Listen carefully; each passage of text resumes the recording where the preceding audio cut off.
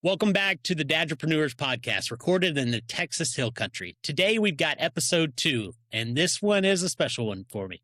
We're sitting down with one of my closest buddies, Kyle Hency. Kyle is the dad of 3, a husband to a wonderful lady, and a builder of 3 businesses.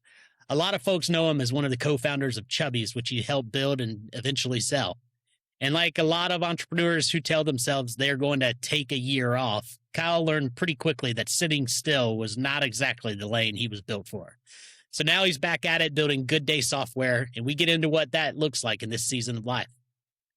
One of the threads I love in this conversation is the comparison between a growing and early stage company and what John calls an early stage family. There's no perfect playbook. You're under-resourced, overcommitted, constantly adapting, and somehow still trying to build something that lasts. You're hiring, leading, selling, solving problems, changing diapers, making school pickup, and trying not to lose yourself or your marriage in the middle of it. We talk about ambition, identity after an exit, why time off sounds better in theory than it feels in practice, and what changes when you're building with 3 kids watching. And then as a bonus, we were lucky enough to have Kyle's dad, Gary, join us towards the end of the episode and drop some hard-earned wisdom on fatherhood, work, and what actually matters over the long haul. I won't say tears were shed, but I also won't say they weren't. We're dads. Sometimes a little dust gets in the room. I'm proud to call Kyle one of my closest friends, and I'm proud of what he's built. But even more than that, I respect the way he's trying to build his family while he builds the next biggest thing. So enjoy this one. And here's your homework for this week. Go tell a fellow dadrepreneur that you're proud of them. Not in a weird LinkedIn way. Just say it. Most of us probably need to hear it more than we'd admit. Here's our conversation with Kyle Hency.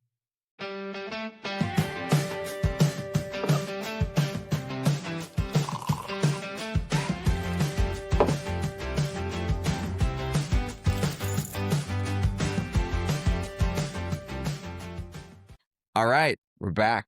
Episode 2. And as promised, we promised next episode was going to be the legendary Kyle Hency from Chubbies. Kyle, what's up, man? Not too much. Happy Memorial Day weekend. Memorial Day weekend. Sun's out, guns out. Let's go. Absolutely. That's right, baby. Dude, actually, you guys keep going. I need a brew. Yeah, it's that time. Friday afternoon.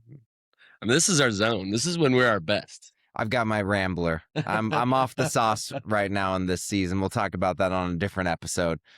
But yeah, man. You know what? While I'm waiting for JM to come back into frame here, you know what's funny? I call this is a little sliver, a tiny sliver of what I call the Texas Hill Country Ecom Mafia. There's a bunch of us out here, and the more and more that I do ecom, the more that I meet people that are out there, and I'm like, man, somehow we got to formalize this. I don't know. Yeah, somebody just the guys who are just in the shit just want like a little bit of peace and quiet, and then they just get back. Grind. Hill Country. Exactly. Right. Well, thanks for joining, man.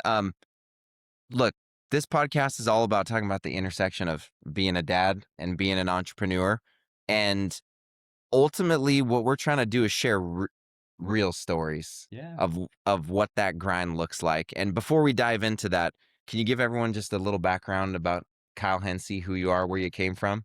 Yeah, of course. So Kyle Hency, co-founder and CEO, building a business called GoodDay Software. It's my 3rd business that I started. But grew up in the Midwest, Waterloo, Illinois, just outside of St. Louis. And it's worth noting we do have a live audience this podcast too. It's his father. That's so right. It's we got my father here on a beautiful. It's a generation thing. Gary Hency. We'll get to him later. we got some stuff. We got some stuff for him. We're gonna get him in here. But yeah, I grew up in the Midwest. Like, I call that out because we're gonna be talking about being a dad. I think that's like how I think about myself, Midwest guy. But was fortunate that I played soccer and at Stanford on the West Coast, and kind of spent most of my early life on the West Coast in San Francisco building Chubbies. That's where I met John Mark.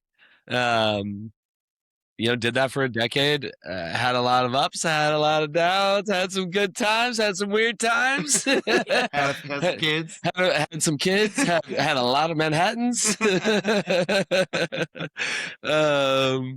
And we're super grateful for that journey because it well, frankly, whether it had worked out or not, I think I would be super grateful for that journey and fortunate that it did work out. Sold the business in 21, spent some time on the sideline, which is not where I like to be. That's a whole different story, man. That's not my vibe. But then started GoodDay about 6 months after that, and have been now building for 3 years. And so, yeah, spending my career energy in the trenches with brands, which is exactly where I want to be. Man, it's so. We just finished recording the first episode not that long ago, and so a lot of this is fresh. But one theme was like how, as entrepreneurs, we're just always like, as soon as we get like a little burned out, we work really hard, we rest for a second, then I'm like, dude, I got to build something else. Like I'm starting to go crazy, and it's funny because there is this theme that we're starting to see in our lives about like the journey, loving the journey, right? And so I'm just curious, I want to get into the dad side in a second, but why only 6 months of rest, so to speak, after selling before getting into the thankless work of building a SaaS tool in e-commerce? It's a great time to build a SaaS platform, by the way. Nailed it. Right for the timing on that. But yeah, I mean, I think sometimes when people tell these stories, they like talk about things being intentional. And I would say my intention after grinding for 12 years and selling something and being like, man, I need a break, was take a year off. Just intellectually, like take a year off. Don't just like let yourself be on the sidelines for a year and like spend some time with the kids and relax. And that's just not in me. So like 3 months into that, my wife like tapped me on my shoulder and was like, can you go back to work? No, I'm just kidding. Yeah. I mean, that wasn't the first thing she said, but she was leaning that way directionally. There's enough to infer that. But I think she was kind of like, heads up, I know we've been talking about you taking a year, I'm trying to plan, and I think you might even be aware of this, but you're taking like 7 hours of calls a day right now. Like, I'm laughing because of my same issue with my own version of that in my life. But she's like, technically you're not working. You certainly not get paid by anything. But man, you had like 2 coffee dates, a lunch date, a dinner date, and some beers after that yesterday. Like, you are out there. Like, what are you doing? What's going through your head? How are so we had some of that conversation, and we started unpacking. I was just like, I feel uncomfortable being out of it. And like with a little bit of self-reflection, I think this is what I've unpacked. And John Mark, you've known me for long enough. You should call BS on any of this, but I think I grew up from a really young age competing in sports. So my like place I like to live as a baseline is like high competition environment with the team. And so I was kind of always a leader of the team. I liked competing at a high level. I liked working really hard to be great. We won a lot. We lost a lot. I loved all of that. And the second I was on the sidelines, it was just quiet. Yeah. I was like, I was lifting by myself. Just itching. Yeah. Lifting by myself. Playing golf by myself. And I'm like, man, that's just not me. Second I started building GoodDay, and frankly, even before we started, just the idea of building it, I felt like I was myself again. And so what I've kind of taken away from that is like, man, sometimes you just got to follow your energy. And it's not like I said, standing stop, I need to go work. Yeah. Frankly, I was saying to myself, if I do work, I need to do it in a way I can protect my life so I can be a good dad. For sure. There's a lot to unpack there, but I think there's something about being an entrepreneur where you do just follow your energy. That's how we get started in all the different endeavors that we start, right? And like, I don't know any entrepreneur who's like really passionately trying to build something they don't like. Like, they're literally like, I am trying to fix this problem that I see in the world, and I'll be damned if I'm going to quit before it gets figured out, right? And so yeah, man, I can totally relate on that level. I want to switch gears to the dad piece. So where in your journey of growing Chubby, where did kids enter in the equation? And how did that go down? Well, I think if you go to the origins of Chubbies, we were 25 years old, which was like 2011 time frame. the very early days, I mean, there's like a dad nostalgia vibe about what Chubbies is. Totally. I mean, literally the inspiration is this guy and his ridiculous mustache running around in tiny shorts, right? And so like there was like a grounding in there even when we were 25. It's like, oh yeah, I'm gonna be a radical crazy dad. I'm gonna be a wild father. Yeah, like, it was kind of the baseline instinct. So we were like, yeah, so I think we started having kids when I was maybe 32, 33, so 6-7 years into Chubbies. And the thing that was unique, and John Mark remembers this, is that there was a whole cohort of us that were pretty much the exact same age. And we had a holiday party where you looked around and like 40% of the ladies were pregnant. The first time. Like, it's like none of the ladies are drinking this holiday party at the dad. Dude, it was like a wave. It was like we were like partying like crazy people. Then everybody was getting married. So that was like a continual party. And like that was the stage. And then everybody was having kids. And it was just like, I think everybody had dogs first. And then everybody there's had always a kids. dog And phase. it was just, it was like, it was insane. Just exactly that. 100%. So yeah, but like, I think even if I just think about my own expectations I put on myself, even back then, it was like, man, you better carve out time to be a great father. So, okay.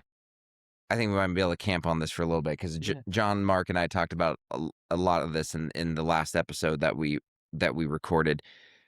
What are some of the rhythms? Maybe call them hacks, I don't know. But what are some of the rhythms or disciplines or structures that you've toyed with, maybe successfully, unsuccessfully, throughout the course of building businesses and building a family at the same time? Well, I think the first kind of principle that I've grown to accept is that the concept of balance and work-life balance is a total farce. Yeah. That is like an unachievable aim for somebody who operates like me. Like, so I'm very much like of the camp of like Bezos' concept of work-life harmony. Like, your work is your life and your life is your work, and being a father is a part of my life and my work, and all those things are intertwined and they're all a part of one another. I talk to my 8, almost 9-year-old constantly about him coming and working for us. It's because I want to spend time with him, because I want to teach him what work is, right? And so to me, I kind of ascribe to that as like the baseline. Now, when your kids are 8, 6, and 4, dude, life takes over. Mine are 7, 5, and 3. So you're 1 year ahead of me. Oh yeah, you're like, I'm trying to hit a quarter, but I'm just gonna miss. Yeah. Because there ain't no way I'm gonna hit this quarter with my life the way it is, right? Like, there's that. Like, so it's hard, right? And it's no different than what you're experiencing or you're experiencing. So it's not like they're not in conflict. There's obviously conflict. Yeah. And you can't literally multiply yourself. But I think you kind of like, what I've been able to do, at least in my head, is like give myself a break. On both sides. Like, On the business side and on the dad side. Yeah, like, I mean, zoom out a little bit. Like, are you being a good father generally? Yeah, I feel like I'm doing pretty darn good. Right? Is it perfect? I'm sure. Probably not. Probably not. Am I the perfect CEO? Probably not. I'm certainly not a road warrior as a function of being a present father. For sure. Like, a much less that as a result. Right? Yeah, that's honestly part of the reason why we wanted to start this podcast, because there's so much content out there about business, even about parenting. It just is overly idealistic. Yeah. And like, that's probably one of the biggest things that I learned from having kids is like, there's nothing ideal in life. You have these kind of ideal frameworks to guide you, and they're super helpful to try to keep you in line or something to come back to. But 3 nights, no sleep. Yeah. F that up. Yeah. Real quick. Yeah. I mean, up until midnight, taking out prospect clients to a Knicks game in New York last night, up at 3:30 a.m. to hit a 6 a.m. flight, to be back in Austin, at 9 a.m. this morning to do an hour-long in-person kickoff with a great new brand we signed up, to being out here in Hill Country with you guys 2 hours later. That's a wild day. That's a wild day. That's funny. When I showed up here a few hours ago, John Mark's like, "Hey, how's it going, man?" And I was just kind of like looking sort of like off into space. I was like, "Are you good, dude? I was like, Are you good?" I was like, "I'm good." He's like, "You're good?" And I'm like, "Yeah, no, like I'm good." There's Should we just start? Do we have enough recording time now? to talk about this before we hit record, Yeah. or should we hit record and then talk about this? I'm not sure. But it's almost honestly, it's about getting comfortable with being uncomfortable. That's the biggest thing I've had to learn. I'm curious. Building GoodDay, this is like your second run at building a business after Chubbies. I know when I was building Guardian Bikes, because I was the I don't know if you know this, but I was the John Mark at Guardian. Yep. I was the first full-time employee and like on the founding team. We were all young. We were 19, or no, we were like 22. We were just having a blast. None of us had kids. None of us were married yet. Like, we weren't really thinking about being uncomfortable. Everything was just comfortable, and everything was drinking from a fire hose, and everything was revolutionary. Then I get to building Free to Grow CFO, my second stint at building a business, and I've got kids the whole way through. I have a wife. It's important to me to be accountable to them. And the first thing I learned was like, I've got to get uncomfortable a lot and get good at that. What do you have to say about that? And where have you seen that show up for you? Well, I completely agree with it. I also think, as I think about teaching my children things, like, life isn't supposed to just be comfortable. It's like a pretty good one, near the top of the list. And like most good things, I don't know, most good things in your life, were they comfortable or were they friggin' hard? It took some time to get comfortable. Sure. Yeah. But that was like the fun part. Like, I mean, it kind of goes back, I feel like as like entrepreneurs, we're kind of like gluttons for this. We're like a little bit chaotic. Like, we like that craziness. Most entrepreneurs are gonna likely be pretty good fathers and mothers because they can just manage, because everything is crazy. Every single day, every single week is just like a completely new, different thing. And so as an entrepreneur, you kind of thrive in that environment.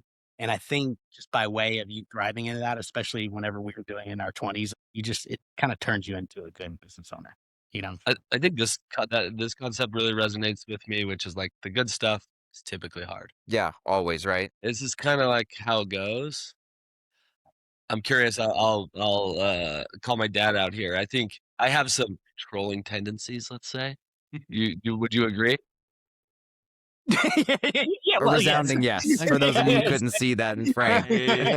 I generally like to be in control of where we're going, like that sort of vibe, right? And I do think both being a founder, CEO, being a father, just kind of fully relinquishing the reality of like, you can't control this. Yeah. Has been something I had to grow into and allow to happen. And the more I fought it, the worse it was. It's like one of those things. Yeah. And so I do just connecting that to your experience around just like working through the chaos. I think my experience was like, when I saw the chaos, my human instinct was to be controlling, which, as we all know, young kids, good luck. Good luck going that. You're gonna make it worse. Good luck in that, going that route. So I think there is an element at this point of 3 kids, and I kind of know the drill. There's a lot more like, I can't control what's happening in this room, dude. I'm just gonna accept it and have a great day. You know what's interesting is, so in my early days of creating content for Free to Grow CFO, one of my kind of go-to sort of templates was talking about the similarities between growing an early stage business and what I called growing an early stage family, because I had a 3.5-year-old, an 18-month-old, and a newborn. And the control thing, I didn't really realize it when we had 1. She was an angel and was super easy. When we got to 2, it was definitely like a punch in the face. And I was like, this is way harder than 1. And and a bunch of people were like, 3 is not harder than 2. Liars. 3 is so much harder than 2. And that was the point at which I was like, I now have no control. I have zero control. But like, as I'm scaling my business, I was the freelancer who started Free to Grow CFO. Now there's 25 people. I've lost control. in the direct sense, right? It now, you know what I'm realizing? It becomes about having indirect control. It's more about being a principles guider, right? It's more about setting guardrails and leading people to make the right decisions. What do you, yeah. Totally resonates. And then you ask, like, what's that principle in parenting? And it's like, it's kind of like you want your kids to get great grades. That's like a logical thing to think, right? But maybe like the principle, you want your kids to be able to learn. Yeah. Right. And I found myself, now that I'm an entrepreneur and have gone through the same journey, where it's like kind of a waste of time trying to like force people into these situations. You're like, oh, actually the principle here is I want to make sure this kid knows how to learn things and is curious, wants to learn. And if they're doing that, I feel great. This will land where this lands, and I'll be as supportive as I can. But on some level, these kids got to want it or not. We're there to guide, but we can't do it. Can't do it for them. Like, that's their set of achievements. I mean, I would say I was listening to a podcast recently with the Koch family, with the father and the son were talking, and like, yeah, man, he has this great principle about work hard not to rob your kids of their achievement. Tee them up to go have their own achievements if you're going to do anything. Don't do it for them. Create an environment where they understand that that's important, and then they own getting there. That's so good. That to me is like something that I've really like tried to zero in on, and I just want to make sure. It's the early days. I have young kids. I just want to make sure that that's the path I'm on. That's cool. That's so applicable to scaling a business too, right? Because you don't want to rob your team members of their achievement. Yeah. And honestly, when you go directly do something for them, and so the outcome still happens, guess what happens the next time that needs to be done? 100%. And they also feel cut off at the knees. And so you're not actually building something lasting that lives beyond you and becomes bigger than yourself. I completely agree. I think it's a really cross-cutting mindset. But even connecting that to this concept of harmony across your life and your work and all those things, that kind of makes sense at the same time, For sure. right? Totally. So, okay, wives. We didn't really get this with you. I will talk about mine as well. Hey, can you give me that second beer? Yeah, let's I get a didn't- second that's beer. like Okay, wives coming into the conversation. We got to open second beer. Whoa. My dad casually dropped that. It was unclear to him if Megan is my wife or my boss. Yeah. So I know my wife has been a God-given gift, and like totally, I would not have been able to build Free to Grow and this family at the same time without her. It just wouldn't work. Where has your wife fit into the picture for you along this journey? Well, with GoodDay, it's a really unique situation in that I see you're in Slack. in that my wife is incredibly talented at the thing I was beginning to build, and I have no experience whatsoever. And so, in the truest sense, like, I was in there being like a swashbuckling 0 to 1 entrepreneur, breaking literally everything and doing the dumbest things. And at some point, she just like tapped me on the shoulder and was like, "Do not do that." That is not how that goes. You're doing that way wrong. And she was referring to almost everything I was doing. So I think there's like, Megan, my wife, I think that's one of her like strongest, most redeeming characteristics is she's like incredibly direct and honest and transparent, especially with me. And so like she can't see that and not say something.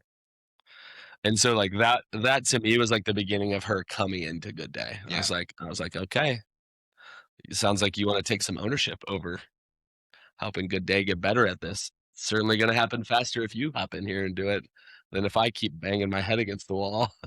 Help GoodDay have a better day than it did yesterday, right? That's right. And so I think in this particular case, it's like exactly what you would imagine, which is it's hard to begin to work with your spouse out of nowhere. It's a lot less hard because she's so talented at what we're doing. Like, she is just genuinely very, very good. She came in and started working kind of part-time on the side and just kind of pitching in. And I had pretty much the entire team being like privately grabbing me, being like, "Hey, can we like I don't know, what would full-time Megan be? Like not half-time or part-time, but like all the time. And so that was kind of happening organically. And I was trying to like let Megan have the space she wanted. But ultimately, like I think it made sense to her and me for her to get more and more involved. So now she's full-time. It's like we work really close. It's not like in the business, I'm over here and she's over there. She's one of my very closest. She was really, we did that event a few weeks back, and she was very, she made sure things were happening on your end, you know? So I just realized something as you were talking. So you guys both work with your wives in your businesses. I don't. But you kind of do with your real estate. That's what I was just putting together. It's Like us three, like kind of work with our wives quite a bit. It's hard to have, it's really hard to run a business with your, or it's hard to run a business and raise 3 little kids or raise a couple little kids and just be like, no, I'm over here doing work stuff. Like, please stay out of it. You would never do that. And I hear this thing all the time around like folks being like, oh, I can never work with my wife. And I like think about that. I'm like, oh, why not? You know, My parents ran a is, business together my whole Yeah. life. And yeah, I love like showing up on Saturday morning and slinging belts with Bob. Like, there's nothing that makes me happier. And so like that's my whole thing is like kind of goes back to your harmony pieces. Like that doesn't feel like work. That just feels like us just popping over to the warehouse, slinging belts and listening to good tunes and having a good time, you know? So it's like, it's very interesting. I think it's like a different, like, it's a different mentality. I guess we have, honestly. I think there's like kind of an interesting depth to it. That's cool. Like if you just like listen, if you like look at the normal course of any relationship, you know, like you get married, you meet when you're young, you get married, you go off in your careers, you kind of have your career over here, the other one has their career over here. And like, frankly, Megan never saw me when I was my best or my worst at work. I never saw her when she was her best or her worst. Well, that's Times has changed. We're in there now. We're in there now. And, you know, I've had days where at the end of the day, she came over and tapped me on the shoulder. She's like, I cannot believe your energy and that you made it to 4:30 today. And say you're a total crazy man. And I love it. I love everything about it. You're doing exactly what you should be doing. Like that was wild watching you just fly through this day. Just go all day. And I'm like, yeah, what time is it? You know? And there's days where she has to tap me on the shoulder and be like, hey, man. And she does. And I will say this is one of the biggest benefits for people who are maybe scared of this, especially when you're a leader, you miss the mark. And it's not always obvious that people are going to step into the bravery of telling you missed the mark. yeah, I'll tell you 100% of the time I miss the mark, I'm hearing it quick. And that's because she knows I care. Right.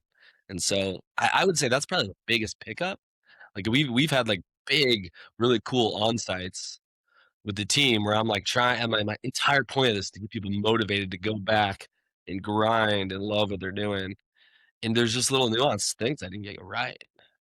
And it's like, if I hear about it in that hour, I can fix it the next hour. yeah. If I hear about it a month later, right? So anyway, there's quite a bit of like, I think having that confidant in your business, whether it's your wife or another person who can just be that like brutally honest counterpart, so valuable. Megan's definitely been that.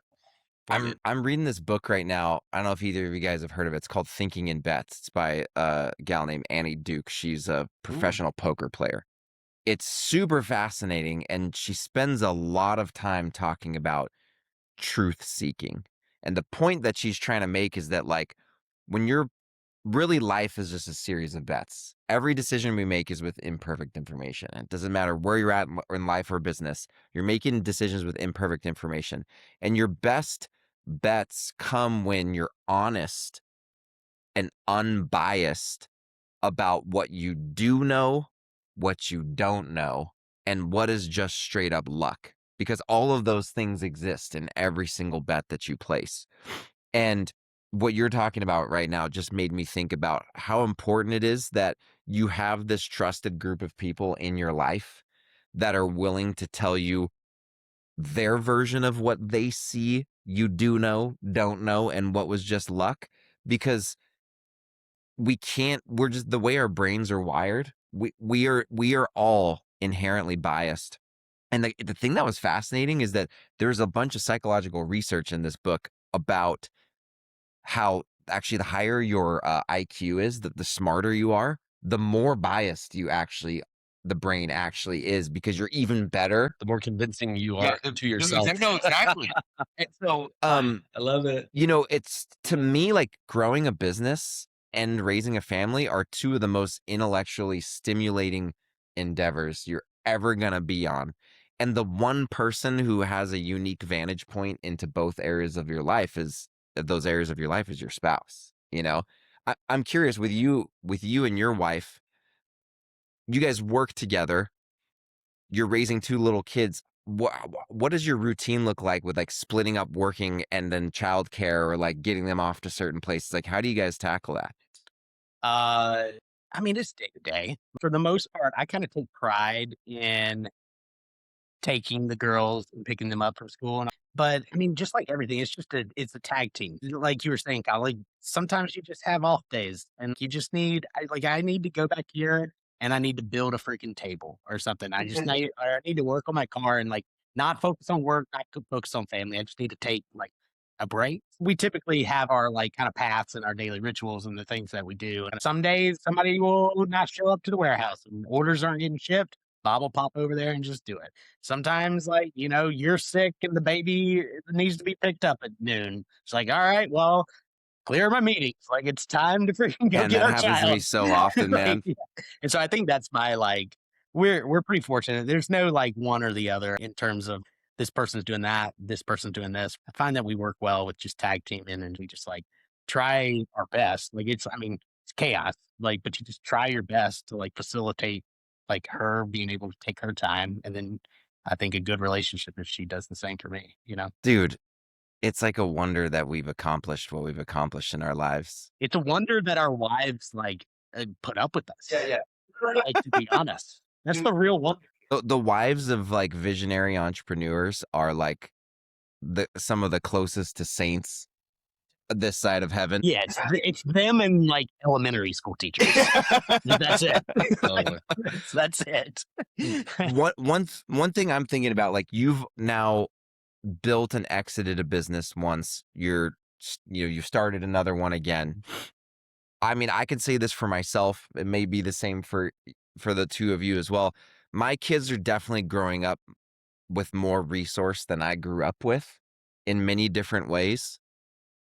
And it's like I'm actively trying to figure out the right ways to not have them grow up with a privileged mindset and find their own path and build their own life.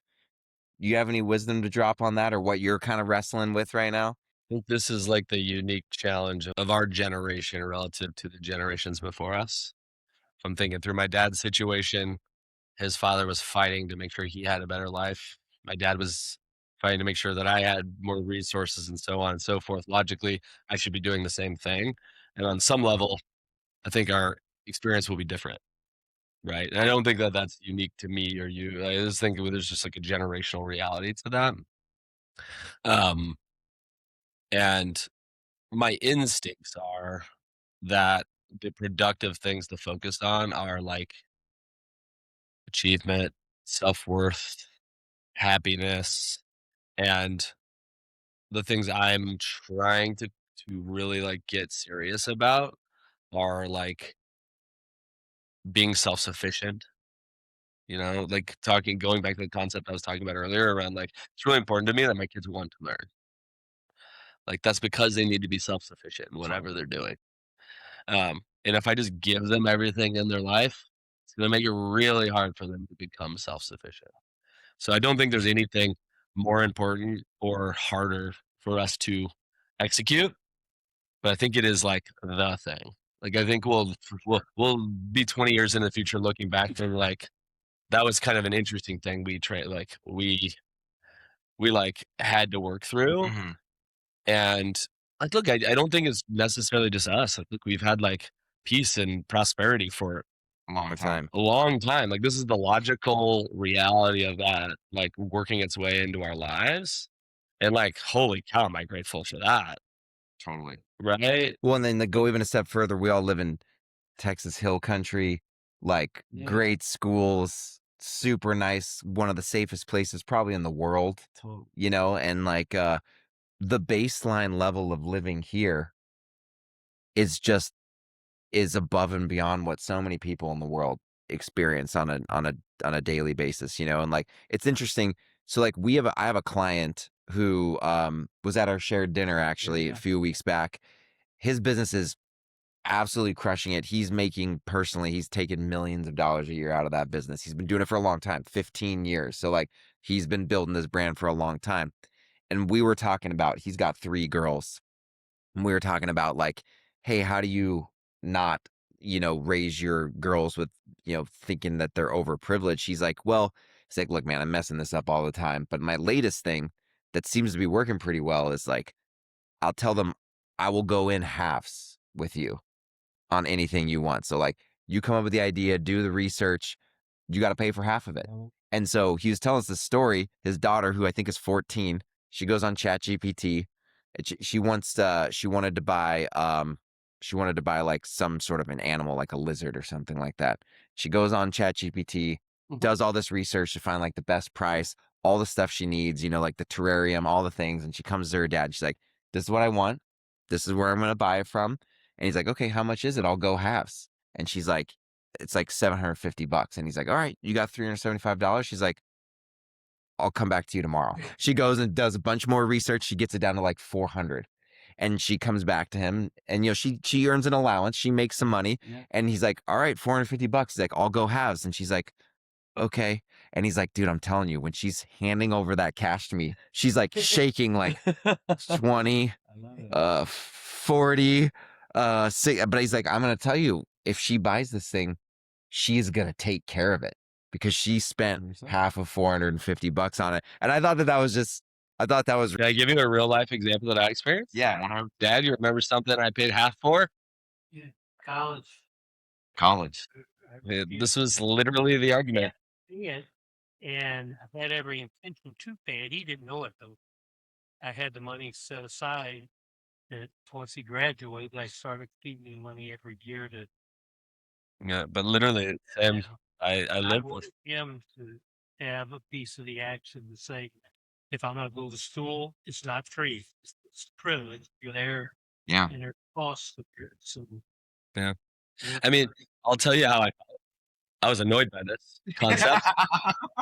Paying for half of a Stanford, you know, I had got a soccer scholarship that paid for half. My dad paid for half of the remainder, and I paid for the other half that was left. And so I remember being like, I don't know, it feels like I paid for 3/4, but okay, you know,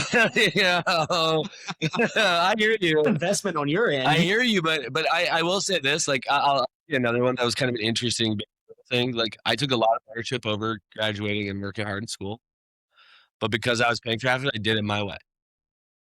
Right? I wasn't calling my dad and be like, is it okay if I'm an econ major? It's like, no, these were my calls. I was making the calls. And I felt really strong and independent in those. And I think there's something about letting your kids go own it and that piece. Also, I was like, man, I got solid debt locked up.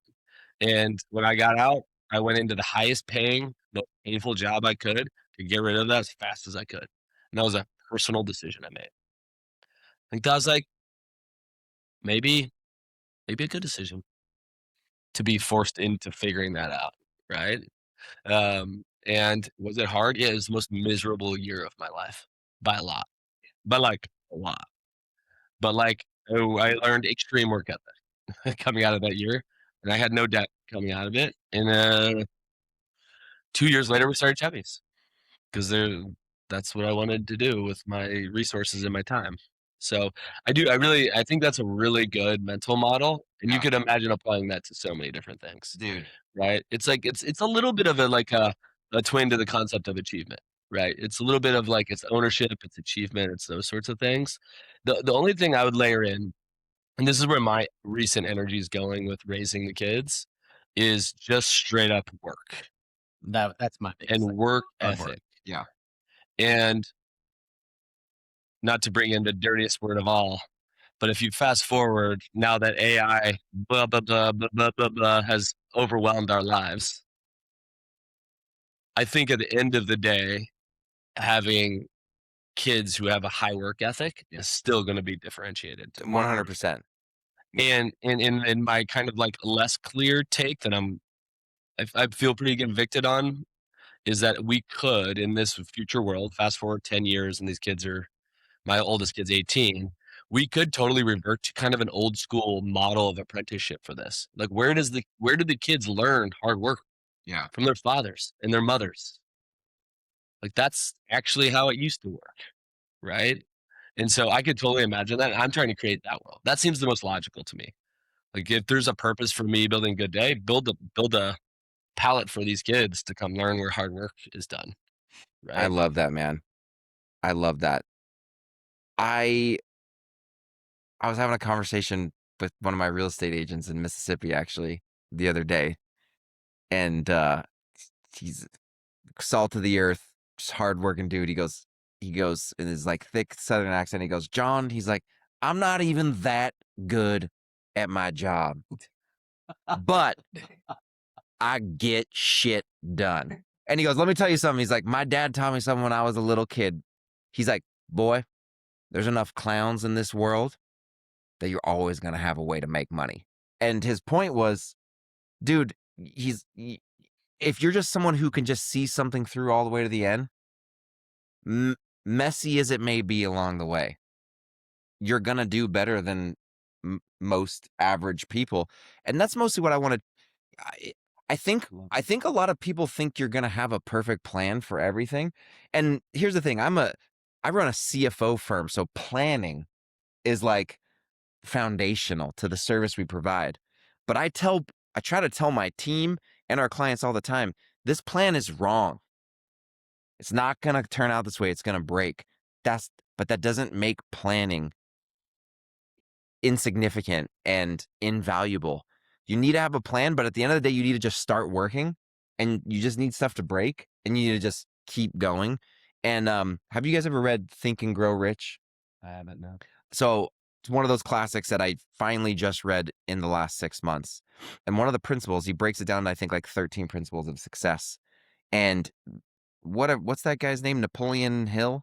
He basically was hired by Andrew Carnegie for 25 years. He funded him going out and interviewing hundreds of successful people and trying to figure out what's the common thread. And Andrew Carnegie wanted him to write a book that was like the manual for success. And he's like, he distills the book down to 13 principles, but he said there's only one principle that he found, that it didn't matter your social economic status, your IQ, any like differentiating personal factors that had to be there. And it was that you just took action. So people who take action versus people who don't always will be more successful than the people who don't take action. And that's the one thing I want my kids to know. Agreed. By agency, right? You want that in your kids. I want that in my kids. Exact same thing. I want that in my employees. Yeah. I want them extreme agency. If they see this twinkling little thing, it's obscure, it's an amazing opportunity for our business that I can't see, and they don't have the agency to say something or go get it or go grab the resources to go get it, how is my business supposed to win? And I just, man, I love that idea. I think it's kind of fascinating that the things that are cross-cutting and that work everywhere are the most simple things. I know. It's crazy. They're the most straightforward things that are kind of like, you're like, God damn it. That's right. That's right. Nobody would argue with that. Who would argue with that? My last biggest thing is like, the one thing that I think about instilling in my gals is like how to kind of fan the flame on their creativity. So I think that is that's another thing, like hard work and like these like agency in my mind, that 10 years from now, whenever they're just getting into, work time or whatever it is, I think the most creative people, and it doesn't have to be like an artist or something like that, a creative problem solver is what is going to be most important. That's who I also want to hire 100%. We're dealing with all these crazy fires all the time. Just like figure out a way to put some of them out and just take it from me. And it's a similar way with the kids. Is just like, if I can just make sure I kind of fan their flame on like, all right, like if they get interested in any kind of thing that like has a root in creativity, just freaking let them go. Like if she wants to freaking paint and stay up till 2 in the morning, just fire away. Yeah, if that it's gonna suck in the morning, but like at least she's like just scratching that creativity itch. And it's like that's what I'm like, all right, I'm gonna look out for those particular things, and that's gonna be my job to just like push her in that direction. And so I think if I can start my gals on like, all right, it starts with the fundamental piece of like maybe being creative or doing hard work, like having agency. And if I can push them in a direction and just like finishing the job, like that's one thing that I'm like, not, I'm not the best at. Like I have some shiny object syndrome. You guys, this is a panel of 3 founders that hopefully all have at least one person who works for them that finishes the things that we start. I'm not the best, and I'm working on it for sure. But like, that's the thing is like, if you can do those and you can finish the job, like, Yeah. that's the recipe for success in my mind. You know what's interesting? I'm seeing this in my 7-year-old daughter. You guys might think this is kind of funny. One thing that I am sort of, it's not even freely, but one thing I'm kind of like liberally giving away money to my daughter for right now is to try something that she tells me she can't do. I'm like, I'll give you $5 if you try it. And I'm doing it to literally to incentivize trying it and seeing that it was just fear. I'm paying her to see that like it was fear that was stopping her, right? Yeah. And my wife thought I was kind of crazy at first, and she's like, "You gave her $10 to like try doing those monkey bars?" I was like, "Well, she said she couldn't do it." I said, "I'll give you $10." Within 3 tries, she went all the way across. But what I didn't just give her $10. I gave her $10. I said, "Hey, do you see what just happened?" Right? And now I don't really give her money to try things anymore. But like I'm trying to incentivize the action, not the outcome. Just like, I'll give you money if you just try it. Right. Cool. And I think that's a big thing that I'm trying to be cognizant about when it comes to fostering creativity is I do think that generally speaking, social constructs, like they freak our kids out to try things because they think they're going to fail and they're not going to look like everybody else. And I don't know if I have a sense that it's the same for you guys. I'm a rebel at heart. I've always been a rebel. That's part of the reason I'm an entrepreneur. Like I just refuse to do things the same way as other people. That can get you in trouble, but it can also get you to find a lot of creative things that you're capable of doing that you wouldn't have realized otherwise. Cause you're like, no, I'm not going to do that the same way as everybody else. I am going to do that. Totally. I have a question for you guys that's kind of bubbling up over here. Is there anything that when you think of like your relationship with your dad, that was like the seminal thing that they passed on to you that has become a part of you? I got one. Do you want to go first? Or you want me to go? So my dad, to give you a little background, my dad was a business owner with my mom, professional services. My dad's a dentist. My mom's a hygienist. They ran their dental shop together still to this day. He actually just retired like a couple weeks ago. But my dad, it's just self-sufficiency. Like he was like, you don't ever want to have to rely on somebody else for anything. And he's like, that's going to look like different things to different people. For him, it was running a small business, and he tried to scale it beyond himself. It was unsuccessful, and he decided to retreat to like, I'm just going to be a solopreneur, me and mom running the shop, and I'm fine with not scaling it.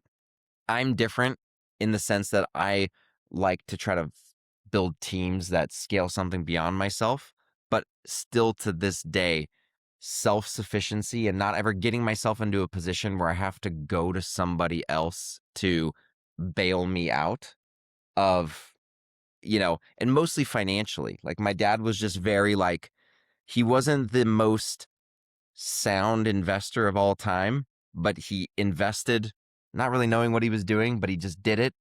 And he lived below his means, but still lived a good life. He didn't constrict himself to the point where like he didn't go on vacations and all those kinds of things. So it's that plus he just was at everything. Mhm. Didn't matter what day of the week. He's at every baseball game. Every year we did a week, 2 weeks off as a family for Christmas, 1 week off for spring break, 2 weeks off in the summer. We never missed that one time. And so even though he worked his butt off and he was frugal and he's like, we're going to be self-sufficient, he always was at everything and he kept those family rhythms always. How about you? I think where my mind goes is my dad loves the shit out of my mom. And just Damn. like, That's cool. that dude will like, she's the one. Love the shit out of your missus. Yeah. Dude, Oh yeah. That's She good. is the one. And it definitely trickles down to my little sister too. Like, I've got a younger sister and a younger brother. And like, so it trickles down, but you can just tell, like, and to this day, he's got a ton of Grant. We only have one boy in the family, one like namesake, and then all the rest are girls. My girls, everybody else has girls, and to this day, it trickles down. It's just like he just like takes care. He takes care of all of us, of course, but like you could tell, like he loves his girls, and so that trickled down to me for sure, and it worked out because I have two girls. Like, and it's so like I'm just That a feels girl dad. authentic. That feels Oh, real. for sure. Like it's That like feels real. exactly. I love the shit out of that woman in there, 100%. You know, and so I think that's the I like feel that. that's the easy thing that kind of trickled down. Okay, the obvious question is the guy who has his dad in the I room. think this What is is the it? time. What is it for Well, you? yeah. What is it for Before I you? answer, I actually want to put him on the spot. Audio's kind of hard here. You want to come over? Come on over. I want. By the way, my dad's over here rocking Chubbies on Memorial Day weekend. He's my biggest supporter for sure. Come on over. What do you think my answer is? I don't know. Here. You nervous?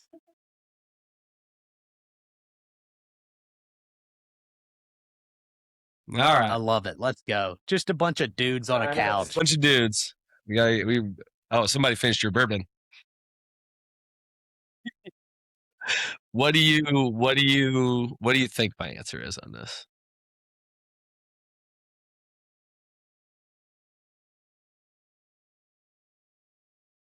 Work ethic and don't take no for an answer. Pretty good. Pretty good.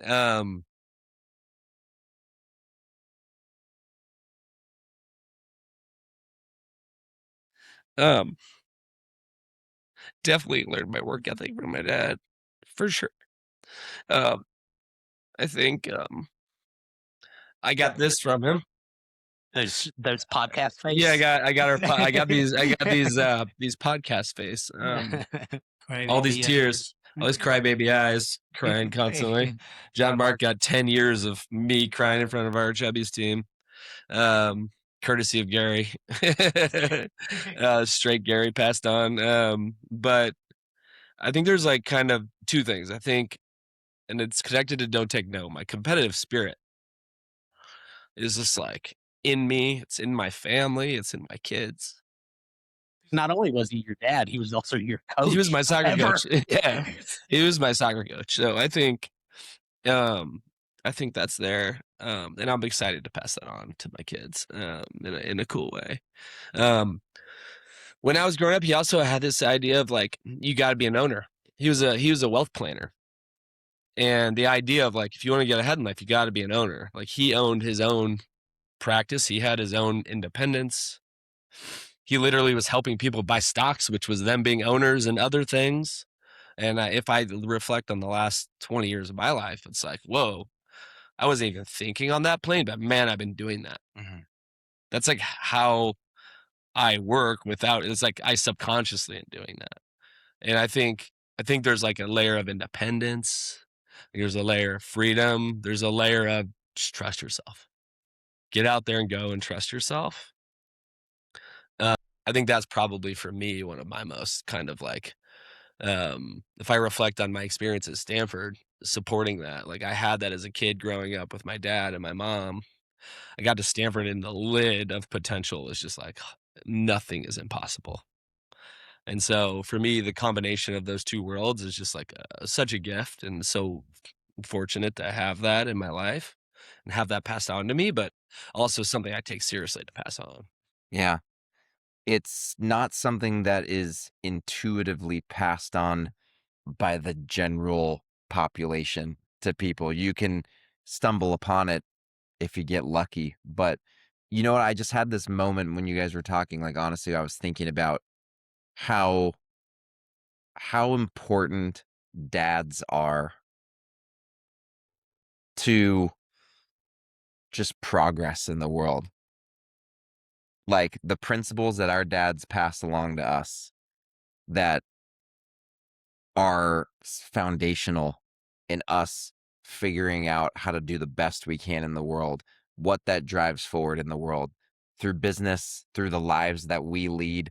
And also just learning from their mistakes. Like we have a reference point that we could look back. Cause I mean, and we are actually fortunate enough to our fathers were there. And that's just a whole nother story. You know what I mean? We're fortunate enough to have our dads that were in the picture. And we can look back and be like, all right, well, I would do 60% of the things that he did. Yeah. There's some things that I'll just take my own path and do, you know, and then it's not good or bad. It's just I'm from a small town in South Carolina. I guess I kind of live in a small town now. All right, that trickled down. Yeah, exactly. But I kind of am stoked and glad that I kind of see that picture and I have that person reference point there that I'm able to build my own piece. And I hope my girls can kind of have their own reference point for something that they can look towards and do maybe 70% of what I did. I don't know. Dude, when we're done here, I'm gonna go home and I'm gonna hug all my kids and my wife and be like, Amen. I love you so much. Like, you know, man, this is cool. I want to, if this feels like we're coming to a natural close here, but I want to end with something specific. Two questions, one for you and then one for your dad. Okay. But let's start with your dad. What advice do you have? What single piece of advice do you want to leave our audience with? Keep in mind, these are dad entrepreneurs. With the benefit of your experience and years, what's the one piece of advice you'd give to our audience? Understand that you're a very unusual person because you're not the norm. You're the exception. Because the work ethic and the drive that's in you is not in everybody. And if you want to know why you're successful, you work hard. You go for it. You're constantly mentally focused and on target. Even when you make mistakes, you stay back on target and fix them. I love it. Kyle, you've got the benefit of, sure, there's people listening who haven't exited a business. They're on their first one. You've had the benefit of seeing an outcome, but then being like, man, I got to get back on the journey. What's the advice you want to leave our audience with for the guy who's building his business for the first time and kind of feels like, man, I don't know where this is going. I don't know if I'm going to get to where I want to go. Like, what do you have for them? Man, I swear I finish probably 30% of my emails with brand founders by just saying, just keep going. Just keep going. I think that that's really, really important when you're an entrepreneur and you feel isolated and the world feels chaotic and risky. I think that the ability to just keep going is the challenge. It is the exercise. That's the primary one. I think there's also just a thing that becomes at odds as you start to have success in entrepreneurship, which is your own expectations increase just as fast.